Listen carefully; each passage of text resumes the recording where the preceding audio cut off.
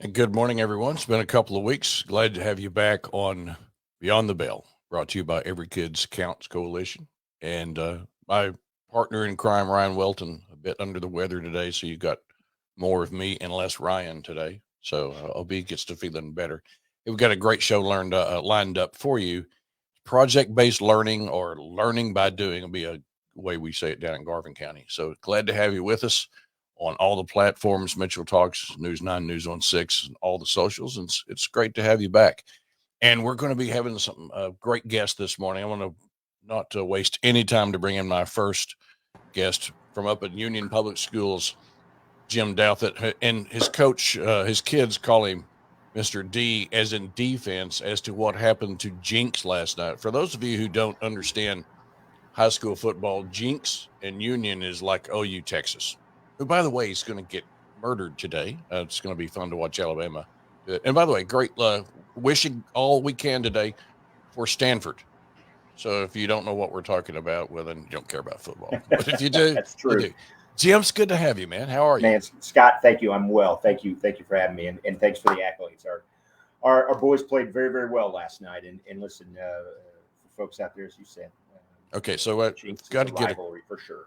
got to get a comment from Superintendent Hoffmeister at some point about that. You know, she's a Jinx person. Yes. I'm sure she stay away from that. But here's the whole point: is that's a huge rivalry. Has anybody at Union slept overnight? Are they still making Well, I merry? imagine they're still partying, and I guarantee our coaching staff is already up. Even though we have a bye week next week, I believe. I bet you they're in there. Coach Fred had them in there early, 7, 8 o'clock, if they even slept. You know, that's a pretty exciting deal, and it's a statement win for us. Jinx has been great. Listen, there's no doubt about what they do across the river, both on and off the field. They're a great place, but we got the best of them last night, so we'll relish in it for a while. That you did. And so we're so glad that you could make time this morning. We don't have Jim for very long, got the weekend started, and so good to have you. It's just an amazing program that I've learned about in the last couple of weeks, this project based learning. And by the way, we're going to have folks from public schools, private schools, organizations that work with um, nutrition. Well, we're going to be talking about this across the board and some of the things that we have in Oklahoma, which are the nice way of putting some of our health outcomes is last. It's just not good. So we're going to be talking Right. about some things we've been performative in healthcare, and we're not getting anything done. So to speak. So we'll get to that in just a moment. But Jim, let's start with you're the college and career sponsor there for this project based learning. Tell us about your program, how it came to be, and why you're involved. Well, so at Union, our goal is to have 100% college and career ready. So we're going to graduate 100% of our students, and they're either going to be college ready or career ready. And so, with that as our statement, what we do in our office, I am one of two one of two career advisors, and then we have two other college advisors as well. And all we do, Scott, is our focus is to plug our students in to a career path or a college path. So for myself and Gianna Wood, who is my counterpart, students come to us and they say, "Hey, Mr. D, hey, Mrs. Wood, I want to be blank," and literally that is a blank that we ask students to fill in. That can be anything from nurses to doctors to auto mechanics to ditch diggers, right? I mean, uh, anything students can dream up, then it's our responsibility to go out and knock on doors until we find partners in the community that wish to take on high school students, knowing that they know nothing about what they think they want to be when they grow up. And then they're allowed to intern 2 to 3 hours a day, every day, and they get high school credit for that. So it's a great opportunity for our students to begin to see what their futures could be like. So you're trying to help them find what they want to do at a very young age to Yes. find their passion. Is that how can you at that age? I mean, a lot of people don't stop growing until they're 65, Right. right? Emotionally and Right. mentally, I can speak to that.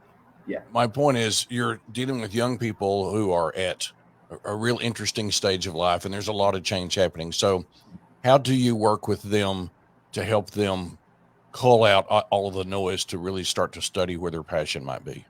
Well, for one thing, and I'll take our students that want to be RNs/doctors. Let's take those students as an example. A lot of times, what happens is they come to us and they say, "I want to be a surgeon," and we're like, "Great." And then we start talking about being realistic, talk about science. Well, I don't really care for science, Mr. D. Well, you're not going to be a very good surgeon if you can't get through the science classes. That's one. But two, instead of getting them an internship where they solely focus on, let's say, surgery, which is very, very difficult and to do for obvious reasons. We've partnered with OSU Medical Center and Dr. Chris McNeil. And so what we're doing with students who want to be a surgeon, nurse, whatever, we are going to partner with them, and these students will be able to have opportunities to see all the different facets, let's say 8 different departments within the hospital, so that they get more of a holistic goal, or a holistic view, of what the medical field has to offer. And now, Scott, 8 departments. There's many more departments within a hospital medical setting. But the point is that you think you want to be a surgeon, but look at all these other. Do you want to go to school for 12 years? Let's have these conversations. And then they still may have that heart of helping and giving back to the community. And we could show them through a program like with OSU Med, how they can still be part of that, and they don't have to spend 12 years and $450,000 in education costs. So you're looking for those ones. That's how we. Yeah. The ones that have servants' hearts, for example, in those particular fields. Let me just look at some of these fields that you work with. We've got manufacturing, Aon, beautiful group of people. Culinary, education, construction, information tech, law enforcement, nursing, et cetera, as you just mentioned. These are, like I said, these are very early on. And then you have the career tech program, which is amongst the best in the nation. When you look at overall numbers, how are you transitioning from high school into universities or career techs? I guess that's part of what you're doing, is helping them decide what the path is educationally, correct? Absolutely. So what you got to remember too, and a lot of people ask us this, well, my son or my daughter, they may not have the grades for it. Well, we understand that a lot of times students, they're not engaged in the classroom because they can't see their future. So the student that comes to us and we've seen success with the students that come to us and they have a 1.5 GPA and they're truant all the time. And we begin to show them what their future is. And that 1.5 turns into a 2.1, turns into a 2.2. And they're showing up for not only their core classes, but they're showing up for this. And so they begin to see their future, and that's huge. And then back to your original point, which was, I think you wanted to say, hey, these kids don't really know what they want. A lot of times, Scott, just giving them an opportunity to be in a professional environment, whether that's at an architect firm or an insurance agent or even a hospital, Aon, as we said, manufacturing, or the city garage, City of Tulsa, for example, they get in that professional environment, and you see the light bulbs come on and you see their eyes light up because it's something that they have never been, they've never had the opportunity to be a part of. What age do you start at Union Public Schools? Where do you start to see that this most benefits a student? Well, this is my 3rd year in the program. The program's been around 10. Linda Parker, Amanda Howe were some of the folks that started this, with Lisa Witcher, who's now retired and moved on to Texas. I will tell you, the program as it's set right now is set for juniors and seniors. But our career tech classes start 8th, 9th grade, where they're taking digital marketing classes, accounting classes, and that kind of thing. So we begin to build that, at least the classroom side of it, early on. And then really our programs at Career Connect are set up for juniors and seniors. A couple of reasons. One, they begin to have a better understanding of what they want to be. Right, when they're 8th graders, with respect to my 8th graders that are watching and the parents out there, they want to be football players and cheerleaders and all those things. They have a little bit more of a focus, right, when they become juniors and seniors. So that's the first thing. They're a little more focused. And 2, honestly, they're more mobile. right? They're able to drive to these locations. We provide transportation for students who can't, through Rob Harris and Susan Pettit at our transportation department. They're phenomenal, but we really, it's beneficial for our students to be mobile. Let's say that a school district wants to get into this. You said that your third year there for programs. I mean, Union's a large school district, right? And so we've got umpteen jillion school districts around the state of Oklahoma. And so it may not be as big there'll be a lot of districts not as big as yours. But for smaller programs or maybe equally large, maybe 6A type schools that want to get into this, what are the sorts of signposts that they should be looking for? It's time to go. And then once they decide they need to go, what do they do? Well, I think that's kind of tough to say in that, first of all, you have to be student focused, right? And so I don't want to say that schools out there aren't student focused, okay?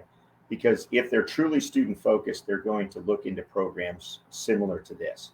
I'm paid through the Carl Perkins grant, a nationally funded grant that helps pay a big portion of my salary. The Carl Perkins money also allows us to do other things with it. Field trips, for example, we go to Tulsa International, we go to different places to get our students out. So the Carl Perkins fund is a great financial resource for us and helps us do a lot of things. So that would be the first thing that school districts need to look into. But then it's a conversation with stakeholders, and asking your Board of Education and your stakeholders to commit to having a program where students can see their future. And I'm a firm believer. Yes, we're very, very blessed at Union. There are other 6A school districts that are very, very blessed as well. But Vian, Oklahoma, could do this. Beggs, Oklahoma, Haskell, some of your areas out farther west, even down Scott around you guys, Oak City and west of you guys. It's easy. I say it's easy to do. It's easy to do once you have a group of people on board that are as bought into this education and this 100% career and college ready idea, just like we are at Union. The data that I keep quoting to people because people brought it to my attention is that by 2025, 77% of people seeking a job that are coming out of our schools in Oklahoma are going to have more than one degree. It's a pretty incredible number. So that future is coming at us at a breakneck pace. I'm assuming you're working with career techs and universities, and these are pathways that have got to be defined by educators and also, as you were saying, stakeholders. And I'm assuming that if you're going to have a student shadowing somebody in manufacturing, you've got to have somebody in manufacturing that will give of their time and their workspace for these kids to learn. So there's a lot of people that have to be brought to the table, correct? Oh, correct. Absolutely. And a lot of people that are brought to the table. The other thing that you need to think about is that with the craziness that I'm hoping the hump that we've come over with this COVID outbreak, what we're seeing is that there are more and more businesses coming to us. I'll give you an example. KKT Architects right here in Tulsa, they came to us. They wanted to partner with us. There are a number of companies that are coming to us, knocking on our door saying, how can we get involved? Because they're understanding now that our students, our 16, 17, 18-year-olds are their workers just 2 or 3 years, maybe not even that longer away. And Aon, I'll give you an example. You talked about manufacturing a lot. Our students in that program sit in a classroom for the first semester and get all their OSHA training. They come away with 3 or 4 certifications. Aon then hires them. They agree to work for them. So it's a paid internship through Aon, and they make anywhere from $14 to $17 an hour while still in school. That turns into summer jobs for them, summer opportunities for them, and then it just kind of balloons from there. So you have to have stakeholders bought in. You have to have, obviously, partners and business partners that are bought into this. But once they understand they're investing in their future, they're all on board, and a lot of folks are coming out of the woodwork with that. Which means they're also helping grow their employee base Mm-hmm. with some loyalty and some familiarity. anybody that spends any time at all watching the financial markets or watch what's happening economically around the world and in our nation knows that attracting employees, keeping and employee retention is a terribly bad space to be in right now. It's just, especially over the last couple of years. Could we focus just a moment on maybe a student or two that you could tell us about that when they went through the program, it changed their perspective once they got out of high school, or it changed their perspective in approaching the job market that hey, they wanted to be the quarterback or they wanted to be the cheerleader, whatever that is. And they was like, okay, it's real now. It's getting real to me when I go out and see what's happening. Can you give us a couple of success stories on the program that you've seen over your or the course of time in this program at Union? Yeah, and I can give you a number, but I'll give you a couple off the top of my head. Two students. Well, I'll tell you two different stories. First story involves two students, Jacob and Maria, and both Jacob and Maria believe they thought they wanted to be in the veterinarian business, but they weren't 100% bought in. We have a partner village vet out here in Broken Arrow at 81st and 129th. Michelle Daniel and her group have taken on students really since Career Connect's inception.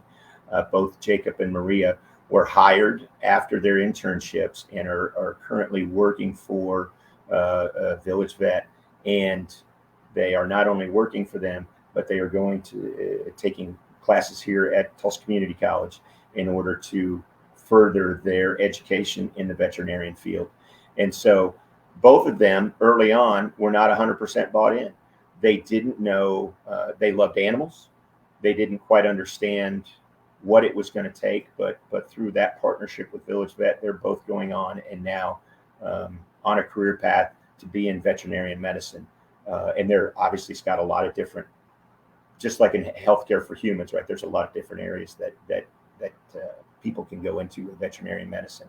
And then we had a young man, and his name escapes me because, of course, we're doing this live, right? But he went to Keller Williams Realty, local, Carroll Davis. And I wish I could remember his name, but I'll never forget his face. One of the last days of school last year, he said, "Mr. Douthit, I want to hand you this." And he handed me his business card, and he was a certified real estate, had his license. He had taken the test at 18 and was a real estate agent. And the smile on that young man's face, although I forgot his name, that smile, obviously, Scott, it'll be ingrained in my brain forever.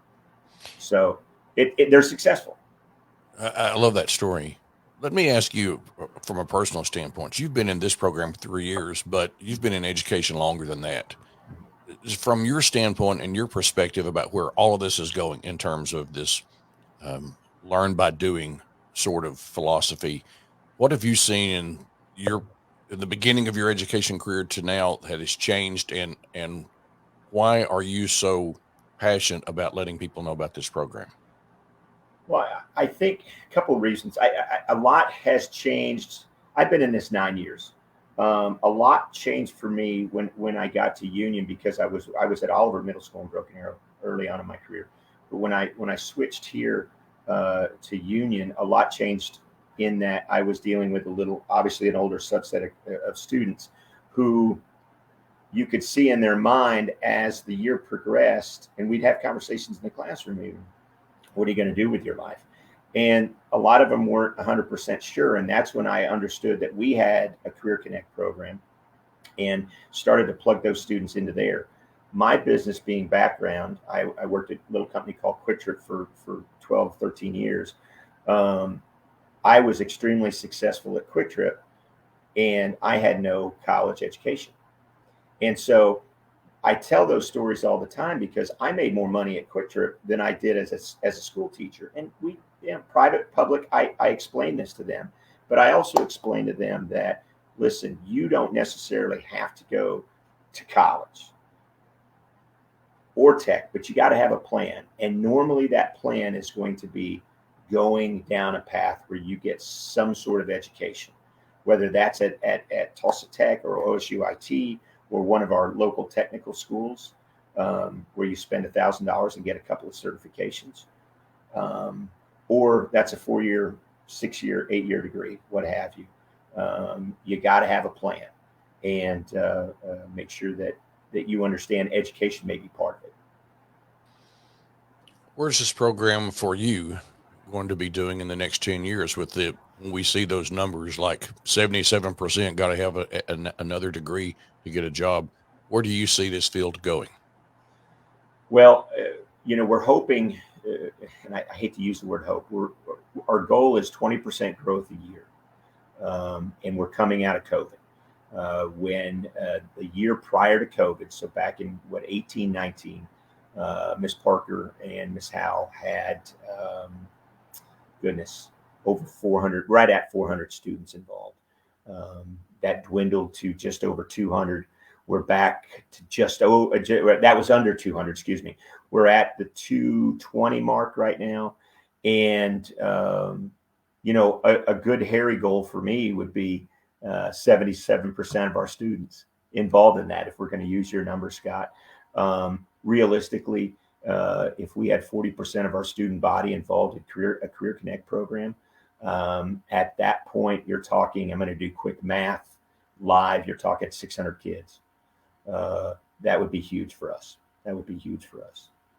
It's an amazing program. And as a parent of young people that changed their careers after they got to college, I mean, radically, and found their passion, not at all doing what they started college in. I mean, they just were finding that passion later, and they become incredibly successful.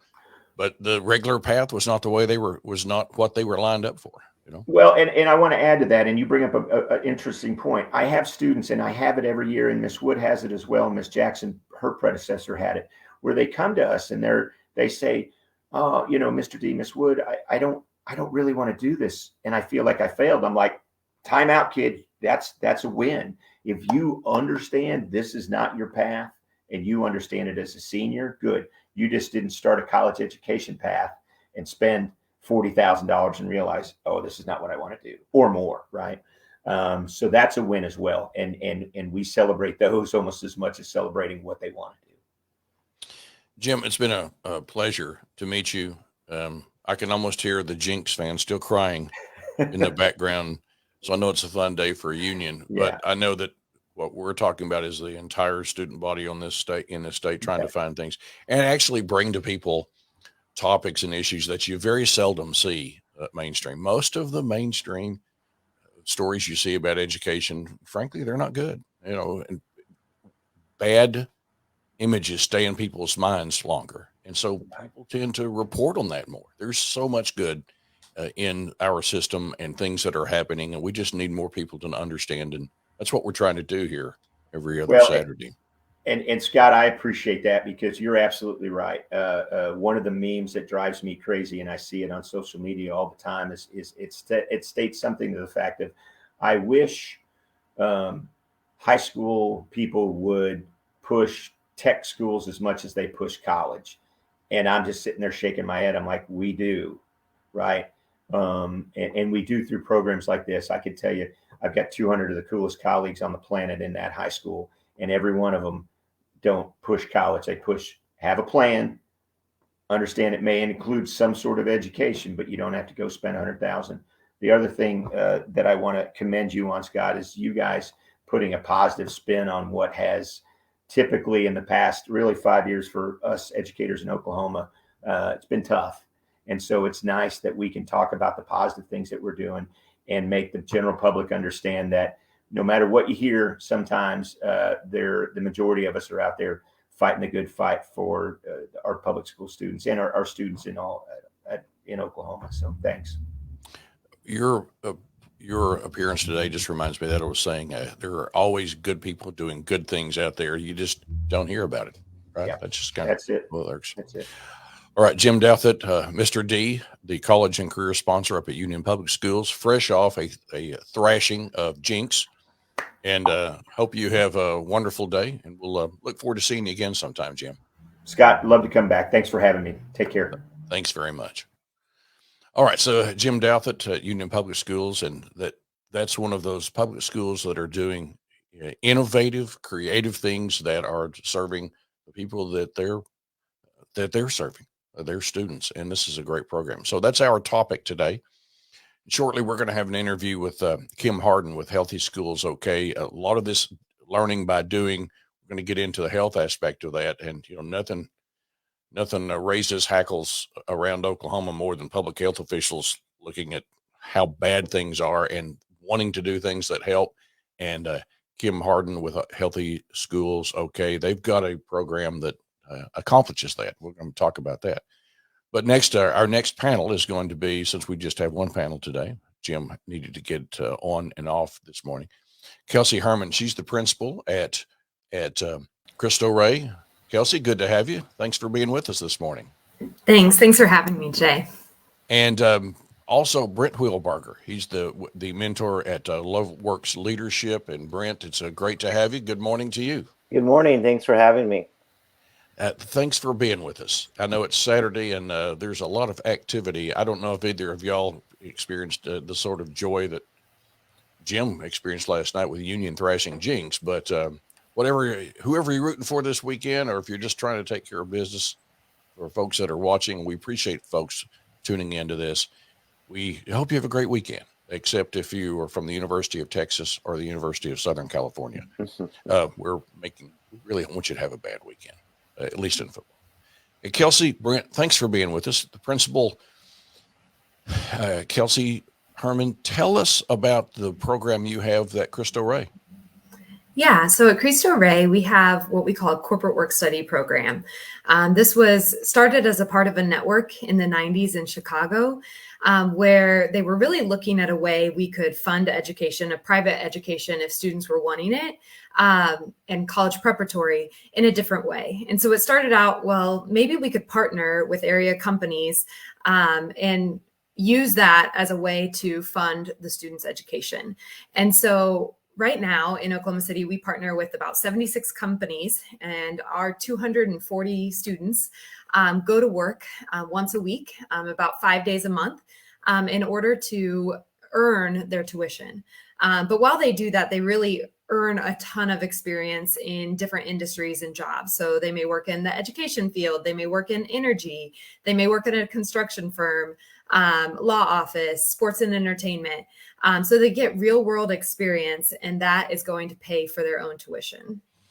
Can you tell me how that you work this in with the regular curriculum with students learning reading, writing, and arithmetic, those sorts of things, and this sort of program? How does that mesh together? Yeah, so we really view this work experience when they go out and participate in the companies, they really are extending their classroom experience. And so a student never misses a school day. They are only attending classes with those that they have. So we know that they're, not having that one day in classroom, but we view that time when they're at the workplace as an extension of the classroom. So they're gaining so much, not only in having a resume of 4 different companies that they've worked at by the time they finish high school. They're also in that time, they're really learning, hey, as much as I want to learn what I want to do, so maybe I'm interested in the health field, or maybe I'm interested in manufacturing, or maybe I think that I want to, participate in a government position. They may go to that job and say, actually, this isn't for me. And so they get that real world training. They're part of the companies. I think something that our students will say over and over again is like, when we go to the job, we're a coworker. We're part of that company. We're really, they view us as an adult, and we have to learn really quickly to match that and to be part of the company and to participate in that meeting, to answer that phone call from a customer and say, hey, I'm part of this company while I'm here today. So it's really an extension of what they're doing in the classroom, because they're getting that real world experience. They're applying those Excel skills that they're learning, and they're really building that collaboration and teamwork that they would have to learn. Sounds like you got a lot of stakeholders involved in this and folks that are helping. Brent, yours is different. Yours is a LoveWorks Leadership. You're a mentor there. Tell us a little bit about how that you approach this. And first off, LoveWorks Leadership, tell us about that. Sure. So LoveWorks is actually an after-school leadership program in Norman, but in recent months, they've launched a statewide initiative involving youth entrepreneurship. And so working with school districts around the state through a program called Early, where kids can actually go through the process of essentially creating their own company. They create a product. They learn how to ideate to come up with a product that's needed. They develop that product. They culminate the whole thing with a pitch event, like a Shark Tank type deal, where they have to pitch it in front of a panel of business people in their community. And so it's giving kids a chance to really dive in and, I guess you could say, own their education a little bit, really jump into that mix and create these products. And then in some instances, they even have fairs where they sell them, in like a farmer's market type setting. So truly hands-on experiential type stuff. And in my role, just being kind of a mentor with some of these kids has been really rewarding to just be able to get in there and see the light bulbs come on. When you can see a sixth grader tell you and understand his gross and his net and his profit margin, you're like, okay, we're making some changes here. We've made some progress in situations like that. I think you should teach that to some lawmakers. I've heard that before, actually. You're not the first one to say that. Okay. All right. I think that's maybe we start looking at some of the math that's done by policymakers is not good nationally. Brent, how many do you work with school districts? Do people come to you? Still unclear as to how exactly it works with children through high schools, through middle schools. Just Yep. How do they get connected with you? So it's predominantly a middle school program, and it's done as a class. Oftentimes, kind of an elective class in middle schools will have like a 6th hour where kids can choose a variety of different things, and so entrepreneurship becomes one of those choices. In other instances, it's done as an after-school initiative, so either an enrichment class or an after-school program. And we train a facilitator on site to do that at the school, and then we provide all the materials and curriculum for them to do it. I've been able to work with a few teams here where I'm at in Norman and helping them to start up some businesses. And many of the kids will do this kind of program, and it's really interesting, and they found it to be intriguing, and they'll learn a lot of really great things about budgeting, about marketing, about just all of the things that are involved with entrepreneurship that I feel is so important for the workforce of the 21st century. But then some of them will actually create products that they are incredibly proud of and continue with those products even as kids, continuing to grow their business and increase the way they sell and the way they market it. And so that's really where my role has been, is helping those kids that have decided, this was a neat class, but I want to go further. And so then I work with them to help them move that on. Let me ask you both a question and start with you, Principal Herman. With your education background, when did this sort of project-based learning by doing, when did this become something that was speaking to you really loudly that we've got to do this? Was this the beginning of Cristo Rey? Did this go back further than before Cristo Rey was formed? So for me, my college roommate graduated from a Cristo Rey school in Denver. And so I saw, just as, a peer to a peer, how my roommate had so much more experience in the real world and deciding what she wanted to do and getting experience in healthcare. And I was like, I'm hooked. I'm so interested in this model of schools, even as a freshman in college. And so I've always kind of had it in my mind. But I think when I was in school, and I ended up doing Teach for America. And so when I was in the classroom and kind of working with students, they want to grow up so quickly, and they want to, take that next step. And they're always kind of looking ahead at that next step. And so I think this is a way for students to kind of have that, first step into the environment. They're doing it in a safe way because they have so much support from our corporate work study team, from our teachers, from their advisors, from their college counselors. And I think they kind of take that entry step in. And it's a way for them to kind of say, I belong here. I have the confidence to do this. I believe in, what I'm here to do. And I think having that real world experience, having some of those skills, for the technology preparation that they would need to find success in their job, they're taking away some of those barriers and realizing much sooner, I can do this because I'm getting that support that I need. I'm learning that, when I'm given and put into that adult situation, that I'm going to find success in that. And I want to keep doing that. I want to keep striving for those next steps. But knowing that I've gotten that first step in a place that is supporting them to really learn and take that in a new way.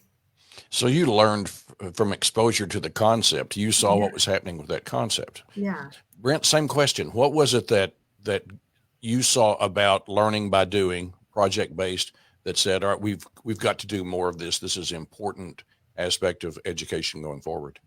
You know, I think where the real light bulb moment for me came in is in working with some students, and they were trying to get their business started and figuring things out. And it was in an area that I personally wasn't particularly familiar with. And they would come to me and say, well, Mr. Brent, how do we do this? You know, how do we get a licensing deal for this particular project or whatever it is? You know, there, and it was my real honest answer was, I don't know. I've never done that myself. So we're in this together, and you're going to have to help me figure this out because I don't know either. And the kids it just lit a fire. And all of a sudden they were like, oh, teacher doesn't have all the answers. I can't just go to the back of the book and see the list of the right choices here. I've got to use my noggin and figure this thing out myself. And of course I'm there to help them, but they had to take the lead. They had to own that thing and run with it. And what I've seen over and over again is that once a kid feels empowered to do something like that, you don't have to tell them to read the textbook. You don't have to tell them to learn the vocabulary words or figure out the math. They gladly do it because they are involved in a way that they feel like that this is theirs. And so that was really the light bulb moment for me, was just to see those kids dive into something like this and feel like, okay, this is my deal, and I've got to own this thing and really get after it. And then they do. So I know this is a sort of question that you can't really discuss in terms of data, but a lot of things are, it's kind of like that mortar between bricks, right? There's success there in some ways. And I wanted to ask a little bit about outcomes. I'll start with you, Principal Herman. I mean, Crystal Ray prides itself. We're making these kids ready to face life. How do you measure academic and social ability to move forward successfully? What does success look like to you out there at Crystal Ray? Yeah, so we are a college preparatory school. So last year with our founding graduation, our founding class that graduated in 2022, 100% of our students were accepted into at least one four-year university. And so we want to continue to give our students options and opportunities. And so one of the ways to do that is to say, just equal to your peers that are also vying for those future jobs and those future positions, those future spots in admissions in college. We want to put you on an equal playing field with all of those that you're competing against for jobs, for college admission spots. And so our college counselors, our teachers, all of our staff is really focused on how can we continue to open up options for our students, and whether that's, growing our partnerships with partners in the community to really expand our offerings with different industries, and then ultimately putting our students on a pathway to college, which we believe still opens up doors for our students in a new way, and can put them on a different trajectory than what they're on maybe now. Brent, same question. You're working with middle school for the most part. So how do you measure success, and that the program has done the good job with middle school kids moving forward? It's still fairly new in what we're doing right now. We just launched it over the summer. And so this is our first true cohort of students across the state in actual schools. But I will tell you that one of the ways that we track success is feedback from the facilitators, from the teachers, and almost always they're teachers that are working with these students in the schools. And just to hear the level of engagement that the students have developed with their school and with their classwork post going through one of these early curriculums. And so they've seen the kids, many of the kids, and certainly not all of them, but many of the kids suddenly just come alive in a way in school that maybe they weren't before. Maybe they needed a connection point that wasn't sports, or it wasn't the common things that kids have. And this became a thing that really engaged them. So that's one, is just the overarching engagement in school and feeling like this is something that they can do, and they feel empowered. The other is kind of an underlying belief that we have, that kids have something very unique to contribute to the world because they approach the world in a different way than adults do. And they see the world in a different way. And oftentimes they're not given the empowerment to make that contribution. They're sort of just pushed aside and said, when you get older, then you can do these kind of things. But right now, just go to school and play games and what have you. And our belief is that they do have something you need to contribute, and that we've got to start recognizing that. And so when we can see kids develop a product idea or an innovation that they've come up with that I don't think adults would have, that's not always going to happen. But when it does, personally, for me as a mentor to the kids, I'm thinking, okay, we've accomplished something significant here. We've been able to see something powerful. And just very quickly, I'll give you an example.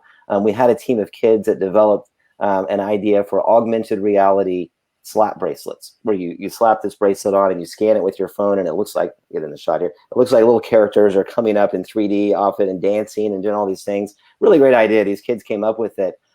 We supported them in that. They went on to strike a deal with OnQ stores to sell these wristbands. It's called Wrist World, and they sell them at OnQ stores all over Oklahoma. And they've partnered with a Japanese company to license their character on their wristbands. And so, and they came up with this whole thing, and all they needed was the support and the belief from adults that it's okay for them to go after these kind of things, and they did. And so, I think those are anecdotal stories for certain, but still, they happen.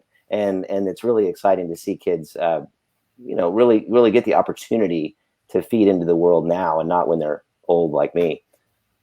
Yeah, you want old? I'll give you old. Man. About the last birthday. Principal Kelsey Herman and Brent Wilbarger with LoveWorks Leadership.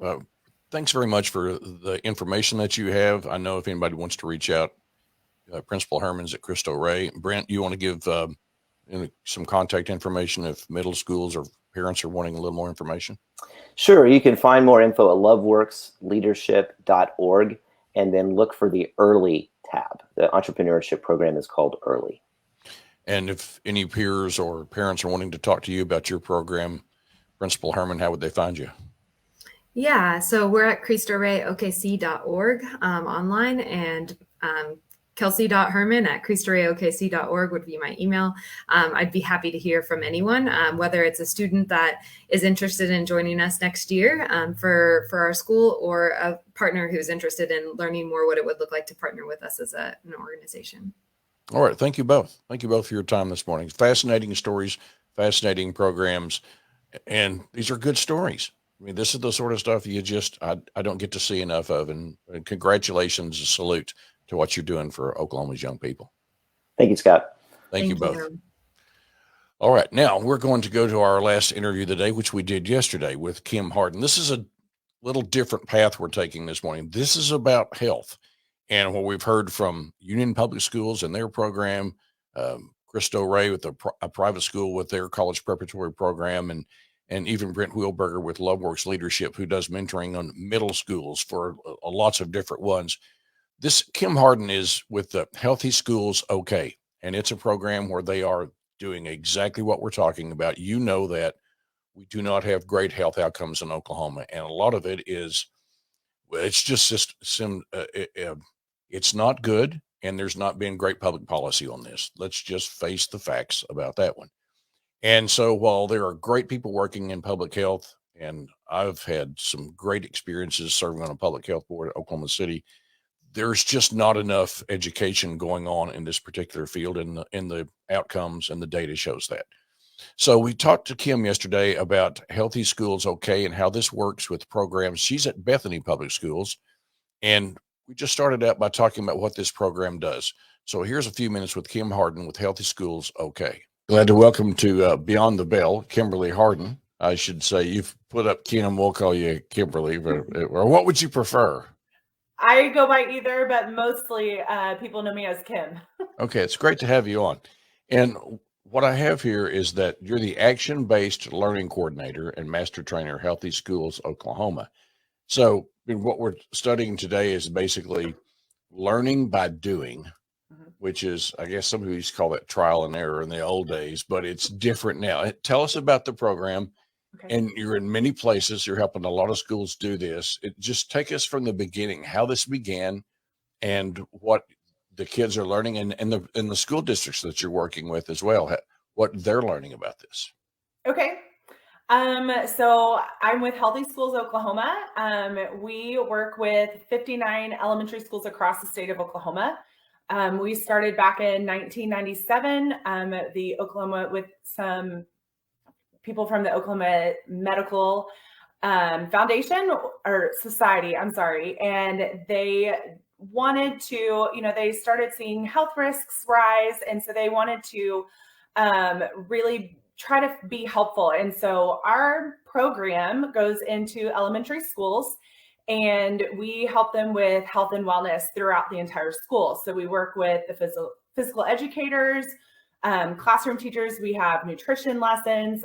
We have 5 focus areas that we work with the schools on: physical activity, nutrition, injury prevention, dental health, and tobacco prevention. So all 5 of those areas are ways that we help improve wellness within the kids. So we hope that, we are giving the education to the students, and then that they can learn and in turn have a healthier lifestyle.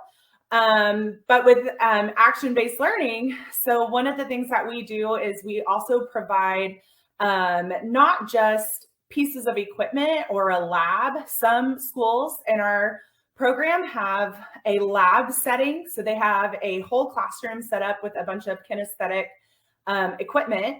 Some of our schools just have flexible seating, so yoga balls as chairs, or wobble chairs, like little stools that wobble. Or we also talk about using action-based learning and their foundations, which is a whole big thing that we can talk about too. But we talk about how to use movement within the classroom and how to help kids learn better just through moving, like you were kind of saying. That's what my Apple Watch does for me. Is like, Yeah, get up and tells you move. to stand. Yeah. So if we could break these down, I mean, Yeah. let's just start with that we are. I mean, I've observed Oklahoma health outcomes for a long time. Mhm. I think I did a couple of terms, Oklahoma City County Board of Health, and we're bad. I mean, we're bad in so many areas, from obesity to the lack of exercise. Mhm. Where almost every state touching Oklahoma does better in smoking rates. I think Mhm. Arkansas, I think even Missouri has passed us in at least one category, either men or women. Missouri's got the lowest tobacco tax in the region. So we've been doing it wrong. Mhm. This sounds like another innovation where people are going, like all the programs and all of the pamphlets, all the stuff. I mean, we've seen Loft take shots at TSET over their outcomes. So anybody that wants to argue that we're doing well in these areas is just not in touch with the reality. Correct. You're looking at this and we're saying this is really, we're going to start at, really looks like at the elementary school level, Mhm. to start reteaching how to do these things better. So is this sort of just grassroots? Let's just reboot, start over, try something new, because what we've been doing is what we know, what the data tells us. So we haven't been doing it well. Right. And that's exactly what our hope is that, just placing that education with the children, that it will in turn help our overall goals throughout the state. And like I said, we're talking about injury prevention. So wearing a bike helmet when we're riding a bike, or like you said, tobacco use prevention. And that even leads into us talking about how secondhand smoke and the dangers of that, and how students can talk about not wanting to be in the room whenever someone else is smoking, and the dangers of that.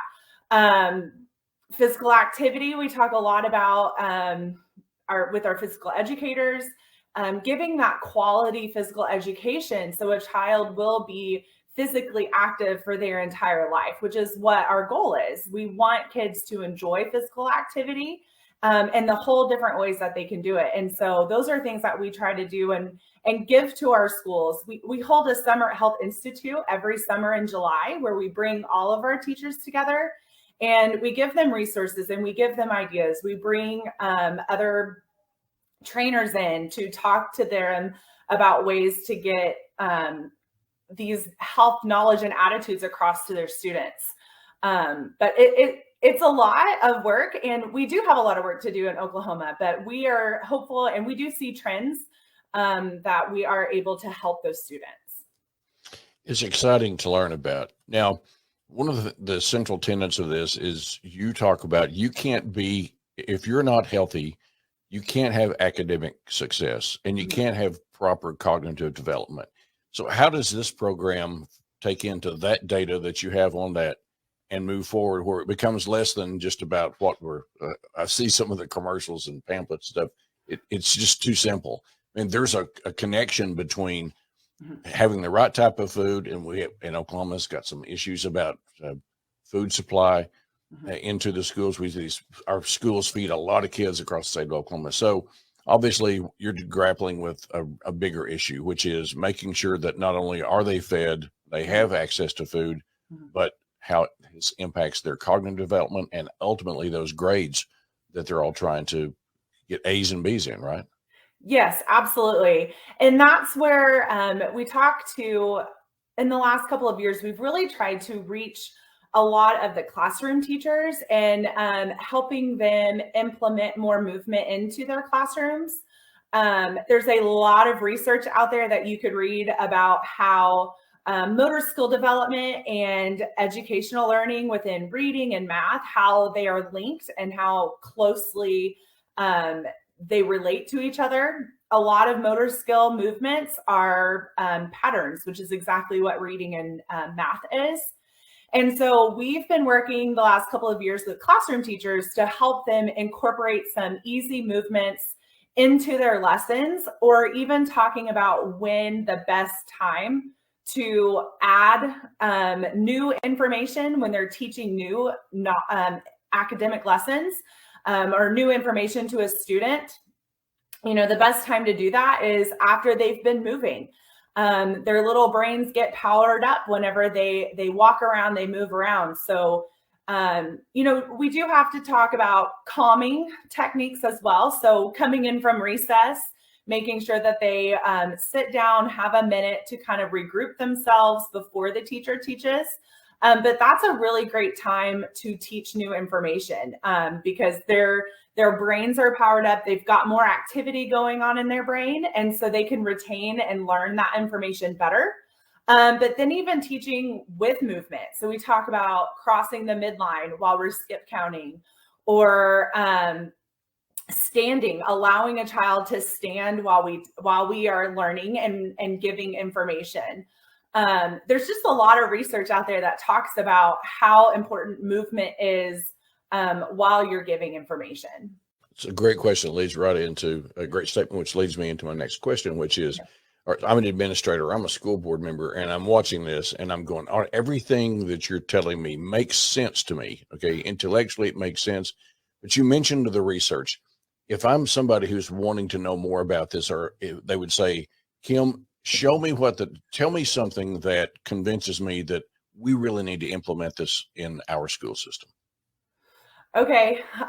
There's 40 years of research on this. I talk about a research that was done in 1981 that talked about motor skills. So if a child was behind in motor skills, how did that relate to their academic performance? And that's what I would say, look up John Rady, look at how the brain works and the different ways that, you know, your left side of your brain and what that information holds, and then versus your right side of your brain and the type of information over there. And it's all related into how you move your body. And then even reading how physical fitness levels. One of my favorite phrases is, the better the heart works, the better your brain works. So even reading research and finding things that are based on how to, let me think about how the right way to put this, physical fitness and the importance of that into classroom performance. We have research, we were published in an article that was talking about how our program is affecting schools and scores, and we see decrease in discipline referrals. We see increase in students' attendance into class. We do see performance in reading and mathematics going up in our schools. So those are types of things that, like, keywords that I would look for when I'm looking for research, is kind of how they relate and how your brain works. I hope that answered your question. It totally does. And you've got programs that around the state that are now believers in the program. So if you are one of these school board administrators or a school board member or an administrator or a teacher, what sort of steps do districts have to take to get involved with your organization and bring these sorts of skills, this learning by doing sorts of skills? Great. Honestly, I would say looking up action-based learning is a great resource for teachers. They have a lot of videos that you could watch into incorporating movement into your classroom. But for our Healthy Schools program and our overall, we open up our application every year in March. And we would love that. Our goal in the next 3 years is to have 100 schools in our program. So we want more schools. We want to impact more kids across the state. So that would just be simply, we put out our application. It's on our website. The State Department of Education puts it on their newsletters. So it goes out in different forms. But that happens around March. And it's just a simple application. And then we'll go through an interview phase and select some new schools. And it's really simple. You just go to www.healthyschoolsok.org. Yes, and you can learn about the schools that are in the program. You can learn about how to get involved with the program. And hey, it's as we end our discussion, which I've enjoyed, anything in particular that's happened to you, some little nugget that you've learned over the years, or one child or one district that is especially memorable to you in terms of people turning the corner? I was a physical educator in Oklahoma City Public Schools before I took this role. I think the biggest thing that I saw when my school joined the Healthy Schools Oklahoma program was I saw a whole school change. And that was just excitement around coming to PE class, teachers using more movement within their classrooms and seeing the benefits of that.